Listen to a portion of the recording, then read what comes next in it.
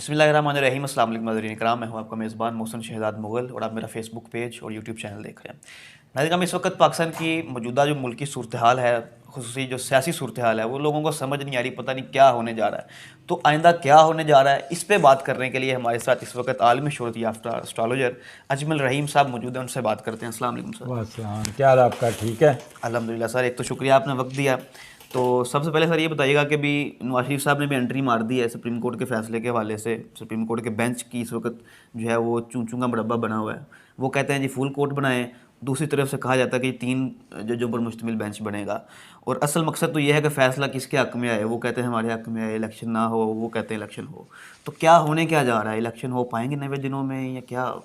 पहले ना, आगे बढ़ने से पहले मैं थोड़ा सा आपको बता दूं कि जो पाकिस्तान का हॉरोस्कोप है ना जी जो 14 अगस्त 1947, उसमें सन, मरकरी और वीनस नेगेटिव बैठे हैं तो इस मुल्क और जुपिटर भी नेगेटिव है। सही। अब जुपिटर जो सन डील करता है ब्यूरोक्रेसी, हायर अप्स गवर्नमेंट को, वीनस डील करता है सियासतदानों को, सही। ठीक है ना, और जुपिटर डील करता है ये जुडिशरी को, लॉ को। तो आपको पाकिस्तान में इन 3 शोबों में किसी से सुख नहीं मिलेगा, ठीक है, नंबर 1। अच्छा। नंबर 2, हारोस्कोप में मार्स स्ट्रॉन्ग बैठा है, तो मार्स डील करता है आर्म फोर्स को। तो आपने देखा होगा, अगर आप 75 साल की पाकिस्तानी ज़िंदगी में देखें, इसमें ज़्यादातर रजीम रहा आर्मी का, ऐसा ही। फ़ौज का, फ़ौज ही डोमिनेंट रही है। फ़ौज ही के ज़माने में सारे काम, और जब भी पॉलिटिकल गवर्नमेंट आई तो अनसर्टनिटी ज़्यादा रही, लड़ाई झगड़े, एलिगेशन। और जुडिशरी तो शुरू से ही हमारी जो है ना, ऐसा ही। कोई हुकूमत अगर 5 साल आप नहीं चल पाई।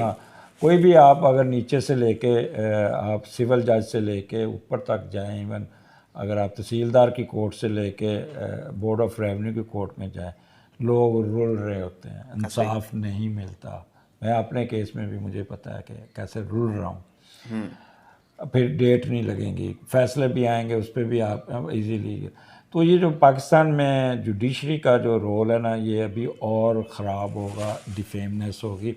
उसके बाद जाके जब जुपिटर निकल के आपका एरिया उसमें जाएगा टॉरस में, और टॉरस से निकल जाएगा जब राहु, फिर जाके जुडिशरी जो है ना वो सुकून करेगी। अभी ये 2-3 महीने इसी तरह जुडिशरी की डिफेमनेस और जुडिशरी का वो बैंड बाजा बजता हुआ। अब देखें, कभी हमने सोचा भी नहीं था कि सुप्रीम कोर्ट के जजों को या सुप्रीम कोर्ट के फ़ैसलों को इस तरह सरेआम हम तज़लील करेंगे और इसको ख़राब करेंगे। ये बड़ा रोने का मकाम है। अब बट चीफ जस्टिस इसमें के खिलाफ सुने कंपेन भी होने जा रही है। बट लेकिन कसूर किसका है? जैसे मैंने पिछली दफ़ा कहा था कि जो आर्मी में कुछ 3-4 जनरल ऐसे थे जिन्होंने अपनी आर्मी को डिफेम करवा दिया, ठीक है ना। और फिर बाद में जो मैंने 3 साल पहले ये बात की थी, वही हुआ कि उन तीनों जो 3-4 बंदे थे उन्होंने मुल्क का सत्यानाश कर दिया। पूरी आर्मी जो है ना वो उनका कसूर नहीं है, army is a very good, but 3-4 बंदों ने किया। इसी तरह जुडिशरी का देखें, एक आप अना को आप जब लेके बैठ जाएंगे तो फिर तो यही होगा ना। तो इनको वैसे बंदयाल साहब जो है ना बहुत ऑनेस्ट आदमी है। ये जो उन पे एलिगेशन लगते हैं ना, ट्रक ये वो, ये गलत बात है, ये पैसे लेने वालों में नहीं आते। But he is a sentimental person, और वो इन्फ्लुएंस में आए, ठीक है। जिस कल देखा ना, सुना कि वो रोना शुरू कर दिया, मैंने नहीं, लेकिन खबरों में देखा। खबरों में चल रहा है। तो एक कह लें कि इस तरह के हैं, उन पे जो एलिगेशन करप्शन का नहीं लगा सकते, बट यहाँ पे उनको पता नहीं क्या हुआ, क्यों इस तरह कर रहे हैं। ये मैंने जाना मल्ला, अल्लाह ताला बेहतर समझता है कि उनको इतना कंट्रोवर्शियल में नहीं पढ़ना चाहिए था। फुल बेंच बनाएं और ऊपर फैसला करें, जो भी करें। बिल्कुल, उस ये पर इसमें सबको इत्मीनान होना ये चाहिए। नहीं कि ये एक का धड़ा कूट रहे हैं, वो नहीं, वो ज़्यादती। सही। अच्छा सर, अब इलेक्शन की तरफ आ जाते हैं। इलेक्शंस के हवाले से क्या देख रहे हैं? मैंने पिछले साल भी कहा था, अभी कहता हूँ इलेक्शन नहीं होंगे। 23 के साल में इलेक्शन नहीं है। 2023 में पहले कह रहे थे कि जी 13 अप्रैल को होंगे, फिर कहते थे 30 अप्रैल को होंगे, अब कहते हैं 8 अक्टूबर को होंगे। ये इलेक्शन होंगे 2024 अक्टूबर में जाके। मतलब ये अक्टूबर में जाके 1 साल का और वो क्योंकि कुछ अभी टेक्नोक्रेट ये सेटअप और या क्या रोना होगा? पड़ना है। ये मई का महीना बड़ा पाकिस्तान के लिए अफरा तफरी का, टेंशन का, एनजाइटी का ये। तो फिर एक इंटरिम गवर्नमेंट बन जाएगी। अच्छा, उसके बाद जैसे अक्टूबर का महीना आएगा इलेक्शन का आज, तो उस वक्त कोई अल्लाह ना करे कोई ऐसी क्लाइमेटिक डिज़ास्टर या कोई अंदरूनी कोई मार्स 12वें घर में नेगेटिव है, मे बी इंडिया हम पे हमला कर दे, मे बी इंडिया के साथ लड़ाई हो जाए, मे बी कोई बीमारी फूट जाए जैसे वो आ गई थी कोविड आया था। इसके बाद अगर कोई ना कोई फ्लड आ जाए, बुरी तरह ज़लज़ला आ जाए कोई, क्योंकि सर्कमस्टांसेस इतने नज़र नहीं आते कि वो अनसर्टनिटी होगी, फिर इसको अगले साल ले जाना पड़ेगा। अक्टूबर से लेकर दिसंबर पाकिस्तान के लिए बहुत बुरा होगा, बहुत बुरा होगा। अल्लाह माफ़ी दे हमें, वहाँ पे अभी से अल्लाह ताला से माफ़ी मांगनी चाहिए। अच्छा, ये जो हालात आप कह रहे हैं कि ख़राब होंगे, मज़ीद ख़राब होंगे, मई से बड़ा मुश्किल महीना है, फिर अक्टूबर से दिसंबर के दरमियान, इन हालात में दरमियान को मार्शल लॉ के चांसेस तो नहीं नज़र आ रहे? देखिए, मार्शल लॉ टाइप कोई चीज़ आ सकती है, अनसर्टनिटी आ जाए, क्योंकि मार्शल लॉ आने से अभी ये आर्म फोर्स पे भारी होगा वो टाइम। जी। वही इतना बता दूं कि उन पे टफ, जैसे पिछले साल जून जुलाई में मैंने कहा था आर्मी इस वक्त काफ़ी प्रेशर में आएगी, शहादतें हुई, ठीक है, वो जनरल तक शहीद हुए, उसके बाद उनकी ट्रोलिंग हुई।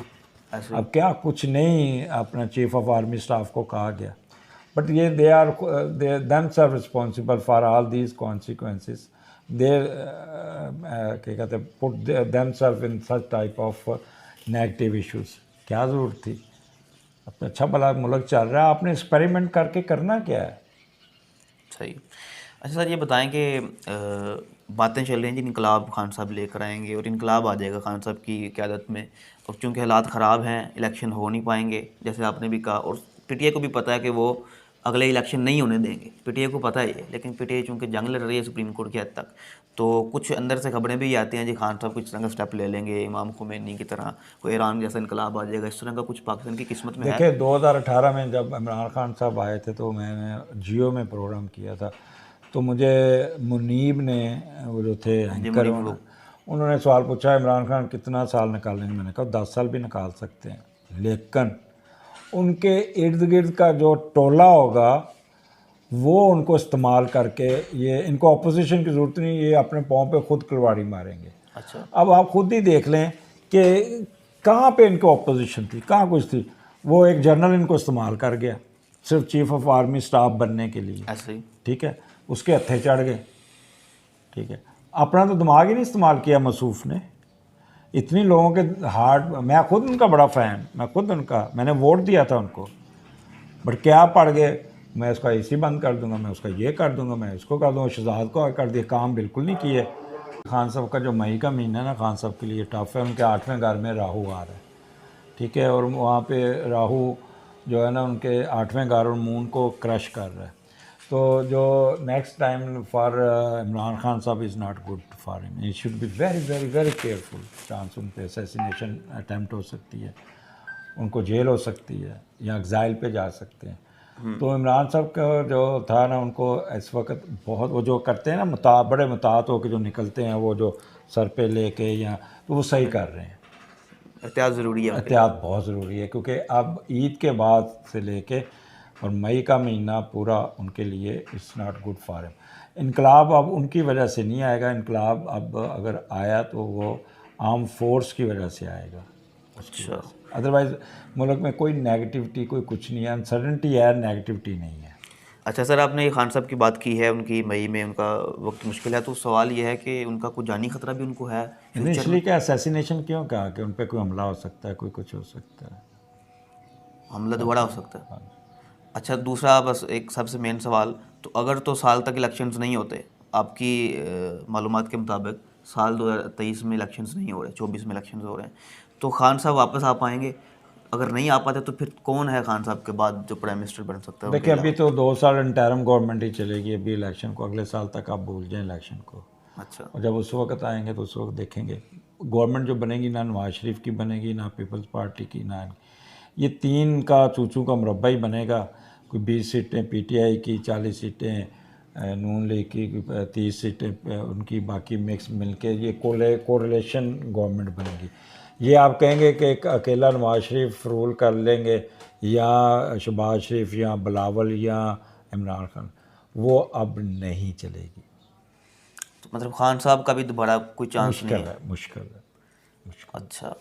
तो आपने ये भी कह दिया कि खान साहब की गिरफ्तारी भी हो सकती है और उन पर अटैक भी हो सकता है, या वो बाहर जाके या वो आराम से बैठ जाए, या वो छोड़ के चले जाएंगे। बाहर जाके अपना टाइम गुजार लेंगे, अच्छा, बिल्कुल ठीक हो क्योंकि गया। उन्होंने अपने इर्द गिर्द इतने वो बॉबी ट्रैप लगा लिए हैं, इतने उन्होंने, पता नहीं उनका एडवाइज़र कौन था, भाई कोई स्टूपिड किस्म का एडवाइज़र था उनका। अरे इतने जोश लोग उनके पीछे लगे थे, छोड़ते सब कुछ, ये लड़ाइयाँ झगड़े, ये सिर्फ कंसंट्रेट करते। वो मैंने 2018 में कहा था जो इनके इर्द गिर्द जो है ना दरबारी, हाँ जी। ये इनको ले डूबेंगे, दरबारी ले डूबे उनको। अच्छा, आपके ख्याल में सबसे बड़ा फैसला क्या है खान साहब का? असम्बली से निकलना, अगर ये असम्बली से ना निकलते तो ये would have been the prime minister again. वो पीरियड था उस वक्त उनका, उनको ज़रूरत ही नहीं थी निकलने की, महीने की बात थी, महीना के बाद फिर दोबारा आ जाना थे। और उनको वो पीछे करने वाले बहुत थे जो करने थे, सुनते नहीं। चोरी परवेज़ साहब सही कह रहे थे इनको। और दूसरा वन मैन शो में ऐसे ही होता है, फिर अपना दिमाग, अयूब खान ये करते थे, उनका अखबार ही अपना छपता था, लोग उनको हर अच्छा की रिपोर्ट देना। खान साहब ने भी चुक के रखे इन्होंने शुरू खान साहब तुसी बस तुसी खान साहब के उत्ते आके छातना लग गए गए, उस तो बाद वो किसी को सुनते ही नहीं थे। सियासत वो चीज़ है जो मोरे हैं, कभी पीछे हटना कभी आगे जाना, और अपनी समझ ना आने देना, गुस्सा नहीं आना, तो उसे सियासत कहते हैं। जरदारी को देखें आप, हाँ जी, कुन्नी शाह है ना, किसी को सियासत समझ तो कर आने रहे हैं देते हैं सियासत तो वो कर रहे हैं। बस। ठीक हो गया सर, बहुत शुक्रिया आपके वक्त का। तो नाज़रीन किराम, अभी के लिए इतना ही। मज़ीद आपसे मुलाकात होती रहेगी। अल्लाह हाफ़िज़।